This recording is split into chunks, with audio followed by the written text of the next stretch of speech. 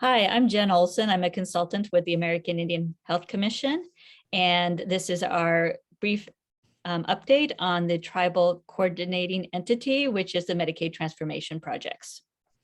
Hi, this is Kathryn Akeah, also a consultant with American Indian Health Commission.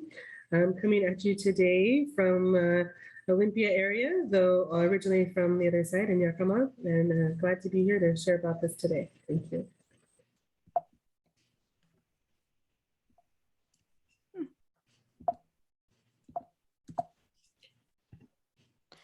The tribal FQHC updates that we have so far is we do have the template available for care coordination agreements and for the tribal FQHC billing agreements. We have been working during the pandemic a bit with the Southwest region to come up with a uniform rate, and we're hoping to pick that back up again and possibly looking at coordinated billing agreements with specialty services for outside the four walls for the tribal FQHC efforts. The other piece that we're realizing there is a need for is coordinating different health-related grants from our start would be with the Healthcare Authority and maybe looking at Department of Health, Department of Commerce, Department of Justice, other grants that might fund very similar projects at tribes, and how can we uncomplicate and help braid together resources so that tribes can find them to do work that they may already be doing, but that may take different pots of money to help fund and sustain. And the other piece that we are realizing there is a need is defining what care coordination is amongst many resources, and also looking at, as we talk more in the next couple of months about primary care case management, are there other funding mechanisms that can also pay for care coordination? And what are the definitions of those other grant sources and the deliverables that are needed? And can we help streamline these efforts to make it less complicated at the tribal or urban level?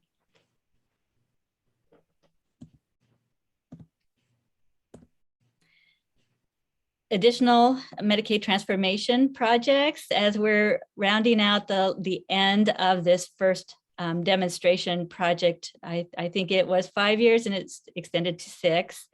Kathryn and I are going to be doing a final evaluation. It's very kind of high level. We know that every single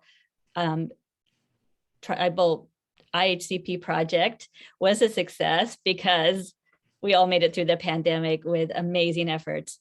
But we just kind of want to tell the story again at the end. And this would include maybe some interviews. So I might be reaching out to a number of clinic directors or others involved in the IHCP projects to just get some success stories and to be able to write how the projects have helped the tribes and the urbans address public health issues that are happening at their tribes.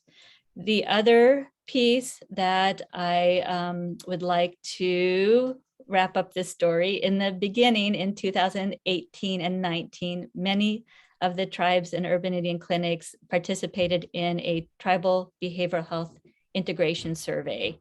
So we have 1.5 years of really good baseline data.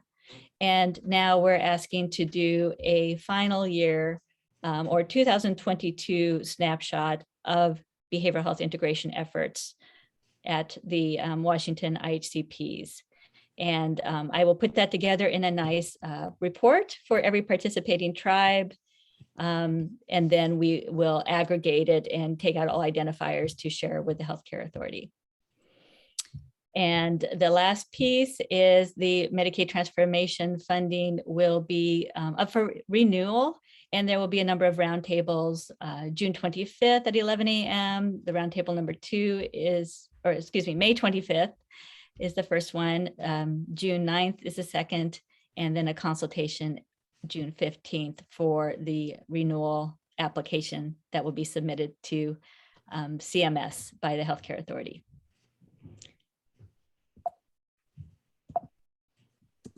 And then we've got a couple other projects that are related to the Medicaid transformation grants, and we are looking forward to our third year. This is the third year of the Foreshore, the Behavioral Health Equity Conference, where we have hosted sessions and been able to highlight different tribal providers during keynotes and other panels and such. And we're looking forward, there's going to be one more again this year, September 29th and 30th. So we're in the participating and planning for that.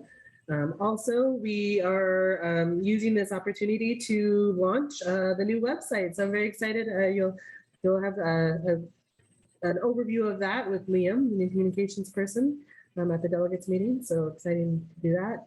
And then I will turn it over to Jen too for the final part. Yeah, one other exciting project we've been working on is helping a few tribes kind of really dig deep and sort of give a community health report as we look into hopefully extended funding with Medicaid transformation projects and foundational public health projects. We also are working with a few tribes to implement a tribal BRFIS. So I have those templates available if there are other tribes interested in these community health baseline assessment tools. And that's kind of a wrap for the Medicaid transformation projects, the Tribal Coordinating Entity Spring 2022 project update. Thank you.